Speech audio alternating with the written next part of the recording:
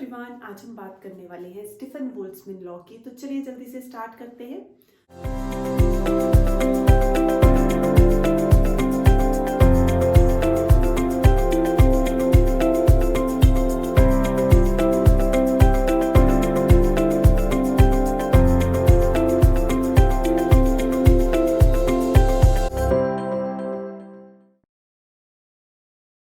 सबसे पहले हमने बात की है ब्लैक बॉडी।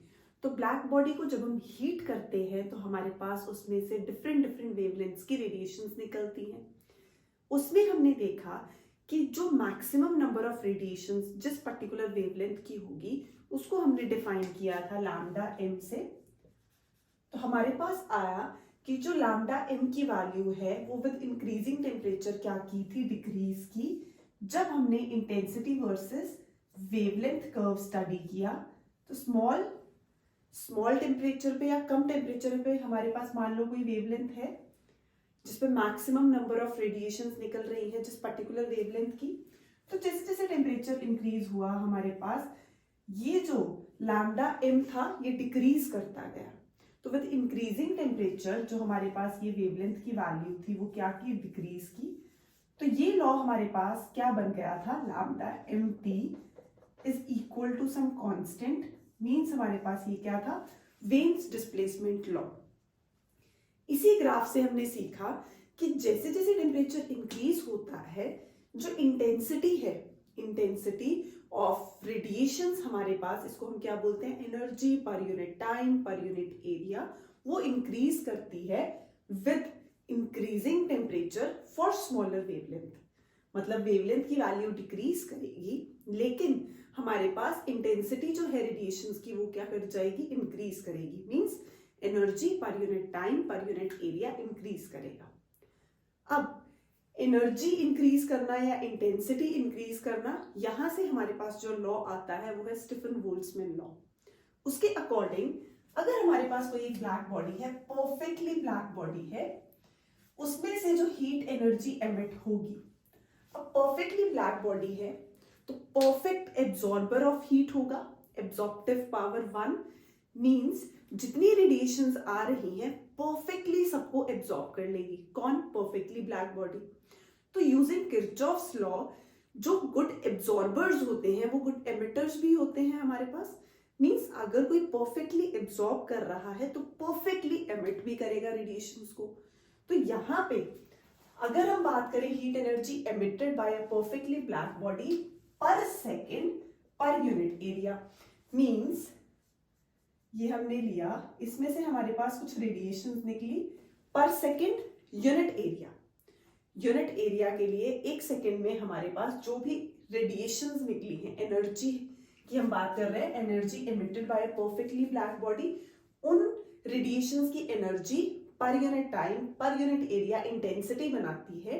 तो अगर हम बात करें एक सेकेंड में हमारे पास जो भी एनर्जी एमिट हुई है per unit area, that energy is directly proportional to the fourth power of the absolute temperature of the surface.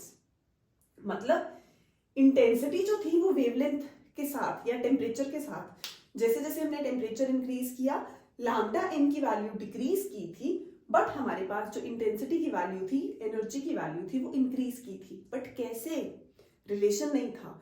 तो रिलेशन हमारे पास किसने दिया, स्टीफन ने दिया। स्टीफन बोल्ट्जमैन लॉ से हमें मिला कि कितना अगर आप टेम्परेचर इंक्रीज करोगे तो कितनी एनर्जी, कितनी इंसिडेंट जो इंटेंसिटी है हमारे पास वो इंक्रीज होगी। तो वो जो एनर्जी है, energy emitted per second per unit area, energy emitted per second per unit area, एक सेकेंड में यूनिट एरिया से जितनी एनर्जी निकली that is directly proportional to the fourth power of the absolute temperature. Proportionality sign हटाते हैं तो हमारे पास आ जाएगा सिग्मा T4। सिग्मा को हम क्या बोलते हैं, Stefan's constant, Stefan Boltzmann constant. इसकी वैल्यू फिक्स है हमारे पास 5.67 into 10 raised to the power -8 joule second inverse metre inverse square kelvin inverse की पावर 4। तो ये हमारे पास स्टीफन बोल्ट्जमैन कांस्टेंट बना। कैसे, हमने बोला था इंटेंसिटी कर्व हमने जब स्टडी किया, जो इंटेंसिटी वेरिएशन थी विद वेवलेंथ, तो जैसे ही ब्लैक बॉडी से जो रेडिएशंस निकलती हैं मैक्सिमम नंबर ऑफ रेडिएशंस जिस पर्टिकुलर वेवलेंथ पे निकलेंगी लैम्डा एम की वैल्यू विद इंक्रीजिंग टेम्परेचर हमारे पास डिक्रीज करती है, बट इंटेंसिटी जो है, intensity means energy per unit time, energy को हमने हीट क्यू से डिनोट किया था, पर unit time per unit area, वो इंक्रीज करेगा। कितना करेगा? उसके लिए स्टीफन बोल्ट्जमैन लॉ कि जो एनर्जी यहाँ पे, ये जो एनर्जी 1 सेकेंड में यूनिट एरिया एमिट करेगा, that is directly proportional to the fourth power of the absolute temperature. Proportionality हटाई, sigma Stefan Boltzmann constant, value ये है हमारे पास। नेक्स्ट इसके बाद आ जाता है कि अगर हम कैलकुलेट करना चाहें, if H is the rate of radiant energy emitted by a black body of surface area A, rate of energy, energy upon time, energy upon time को हम पावर भी बोलते हैं, इसमें हम H से डिफाइन कर रहे हैं, हम इसको पावर भी बोल सकते हैं। मींस हम क्या लेंगे? Energy per unit time. Energy per unit time हम किसको बोलते हैं? पावर को बोलते हैं। तो rate of radiant energy means radiant energy per unit time के लिए ले लेंगे। तो यहाँ पे हमारे पास पावर या फिर H से डिनोट कर रहे हैं। अभी कैसे आएगा? अगर हम बात करें इंटेंसिटी की, तो हमारे पास यहाँ जो intensity I which is energy per unit time per unit area, that is directly proportional to the fourth power of the absolute temperature, जिसको हम यहाँ E से डिनोट कर रहे हैं। वो किसके इक्वल था? Q upon A into T के इक्वल है। So this is directly proportional to the fourth power of the absolute temperature. तो जब हम यहाँ पे Q अपॉन T कर देंगे, प्रोपोर्शनैलिटी हटाते हैं, Q upon AT is equal to sigma T की पावर 4। तो energy upon time becomes power या rate of radiant energy, H से डिनोट कर रहे हैं, तो कितना आ जाएगा? सिग्मा T की पावर 4 और A कहाँ चला गया? ऊपर चला गया।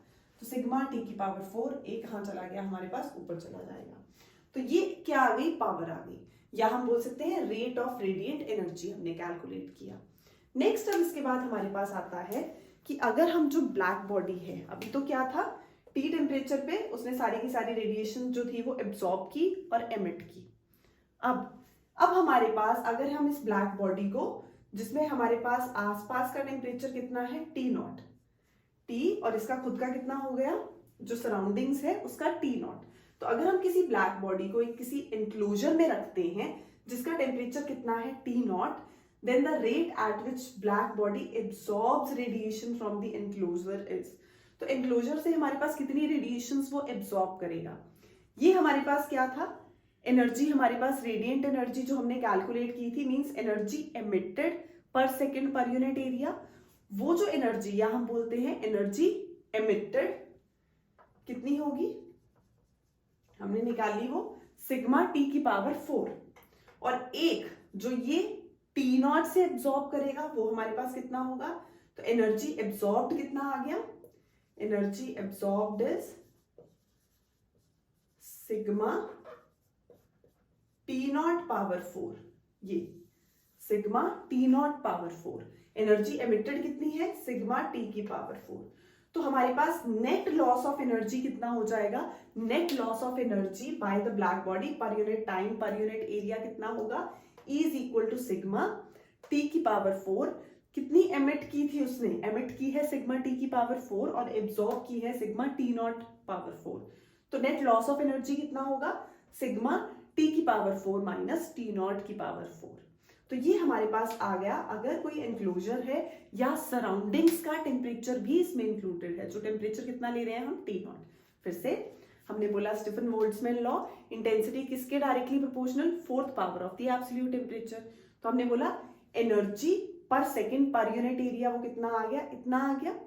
अब हमने कैलकुलेट किया यहां से रेट ऑफ रेडिएंट एनर्जी, तो वो क्या हो गया? एनर्जी पर यूनिट टाइम, वो कितना आया हमारे पास? सिग्मा T की पावर 4 इंटू A।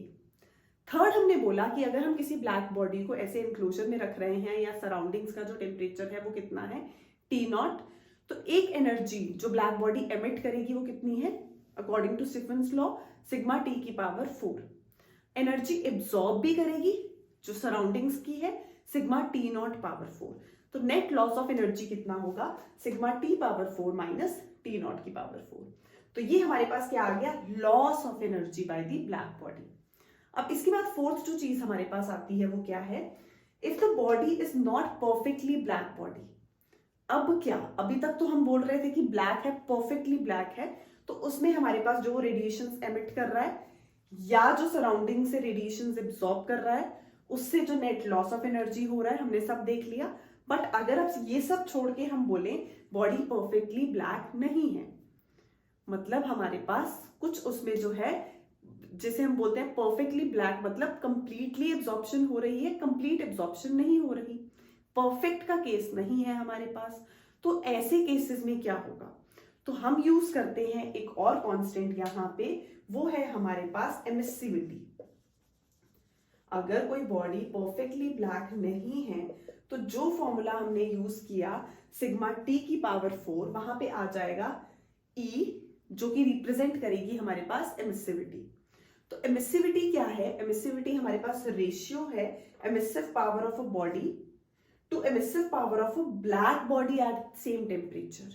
फिर से एमिसिविटी हमारे पास क्या होती है, emissive power of a body to emissive power of a black body at the same temperature. ये रेशियो है उसकी, ये हमारे पास, क्योंकि emissive power to emissive power की रेशियो है तो ये डायमेंशनलेस है और इसकी वैल्यू 0 से 1 लाया करती है। अब 1 हमें पता है किसके लिए होगी, परफेक्टली ब्लैक बॉडी के लिए वैल्यू कितनी हो जाएगी, 1 हो जाएगी। तो फिर से अगर हमारे पास बॉडी परफेक्टली ब्लैक नहीं है तो एमिसिविटी की टर्म्स में लेंगे कि E इज इक्वल टू जो रिलेशन था सिग्मा टी की पावर 4, E सिग्मा टी की पावर 4, E सिग्मा टी की पावर 4, वहां पे आ जाएगा एमिसिविटी इंटू सिग्मा टी की पावर 4। फिर हम सिग्मा जो एमिसिविटी है उसकी वैल्यू वेरी करवा सकते हैं मटेरियल टू मटेरियल, मतलब अगर परफेक्टली ब्लैक है तो ले लो 1, तो 1 मीन सेम रिलेशन आ गया। अगर नहीं है तो 0 से 1 के बीच में लाई करती है, तो 0 से 1 के बीच में जो भी बॉडी होगी उसकी कॉरेस्पॉन्डिंग हम एमिसिविटी की वैल्यू ले लेंगे। ये है क्या, ये emissive power of a body to emissive power of a black body at the same temperature की रेशियो है। तो ये डायमेंशनलेस है, मींस E अपॉन E की रेशियो डायमेंशनलेस है, किसके बीच में लाई करती है, 0 और 1 के बीच में लाई करती है। तो यहाँ पे परफेक्टली ब्लैक बॉडी के लिए हमने बोला कि हम इस वैल्यू को क्या कर देंगे, 1 कर देंगे। तो जैसे फर्स्ट रिलेशन में हमने यूज किया, E क्या था, सिग्मा टी की पावर 4, बट अगर सराउंडिंग्स का भी टेम्परेचर है T0, तो सेम रिलेशन फिर से एमिसिविटी की टर्म्स में आ जाएगा, E is equal to emissivity sigma T की पावर 4 माइनस T0 की power 4। Bye, don't forget to follow physics with Aruna for more such videos.